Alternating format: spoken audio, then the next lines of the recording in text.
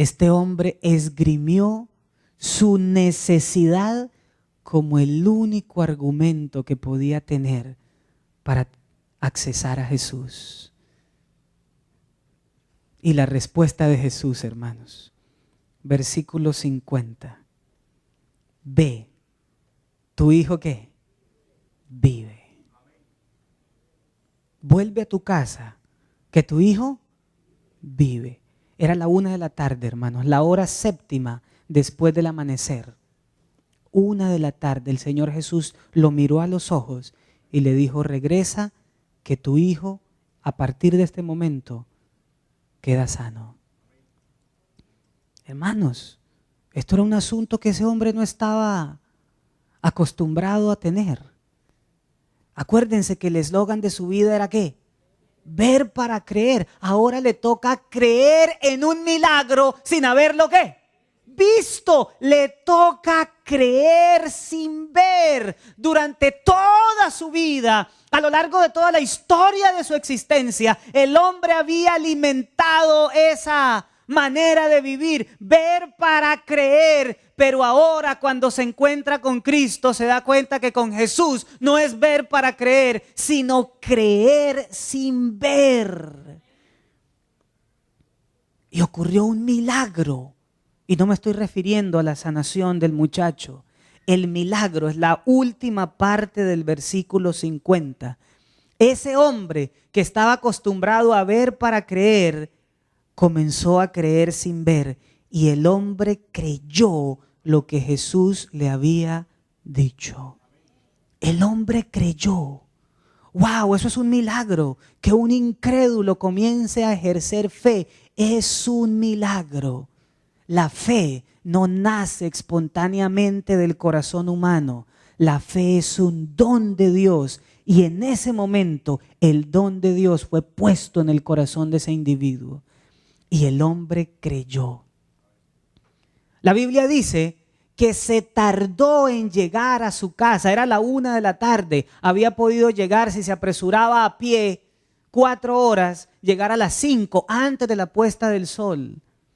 Sin embargo, el relato dice que llegó después de la puesta del sol, porque cuando llegaba a su casa, los criados lo reconocieron a lo lejos y se fueron y le dijeron: tu hijo vive, pero lo vieron tan tranquilo que no le dieron palabras de ánimo, no le dijeron tranquilo, no le dijeron ánimo. Lo vieron tan bien que dijeron: tu hijo vive. Y él preguntó: ¿y a qué horas comenzó a sanar? Y dijeron: ayer, es decir, ayer, porque el sol ya se había ocultado y había comenzado otro día para los judíos.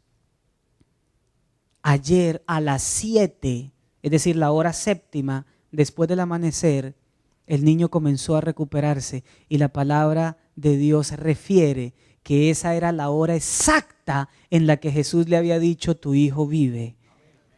Y ahora ocurre un tercer milagro.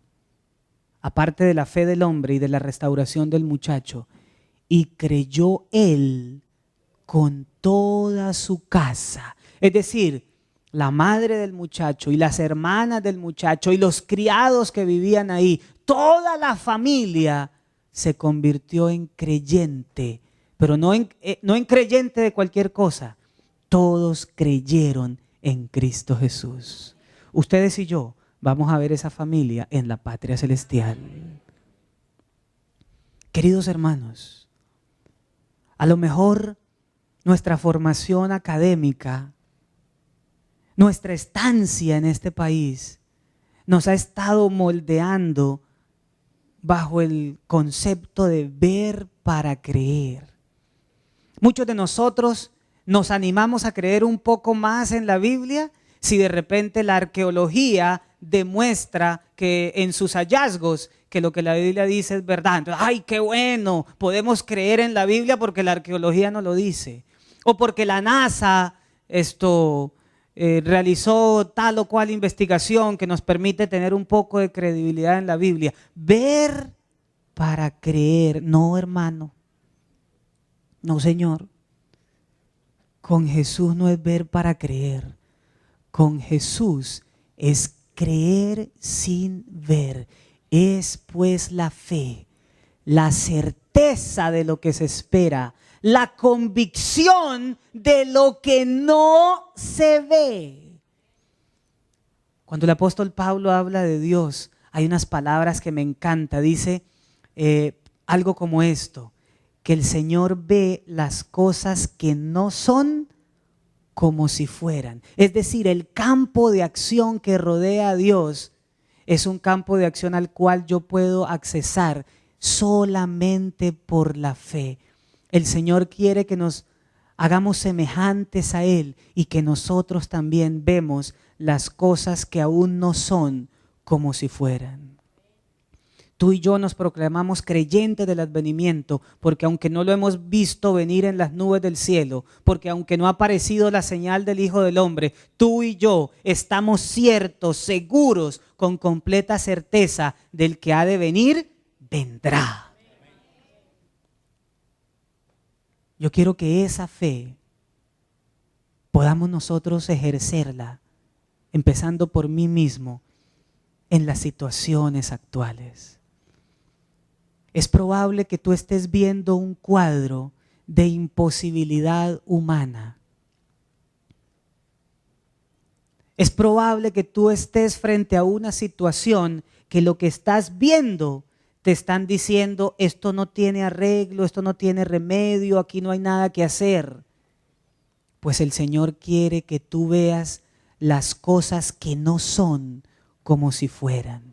Que si tú tienes un hijo enfermo como el hijo del oficial del rey Herodes que vivía en Capernaum, aunque las circunstancias digan que ese hijo se va a poner peor, que no hay arreglo, que no tiene remedio, que no tiene vuelta de hoja, que la situación no se va a arreglar, el creyente ve las cosas, no las que aparentemente están sucediendo, ven las cosas que no son. La sanidad, el poder que viene de Dios, la restauración que proviene de Él. Ve las cosas que no son como si fuesen. Y cuando hace una petición al Señor, le da las gracias, porque aunque todavía no ha ocurrido el milagro, el creyente tiene la seguridad de que Dios va a actuar. ¿Qué situación estás viendo? ¿Qué circunstancia en tu vida es la que estás contemplando? A lo mejor esa circunstancia te dice, esto no lo arregla nadie. Esto es imposible de arreglar. Pues el cristiano no se centra en el problema, porque el cristiano no cree, óyeme bien, el cristiano no cree en el Dios de los problemas. El cristiano cree en el Dios de las soluciones. Y yo alabo su nombre, hermanos. El cristiano no se centra en el problema. El cristiano se centra en su Dios, que es la solución de todos sus problemas. Y no ve las cosas que le muestran sus ojos, no.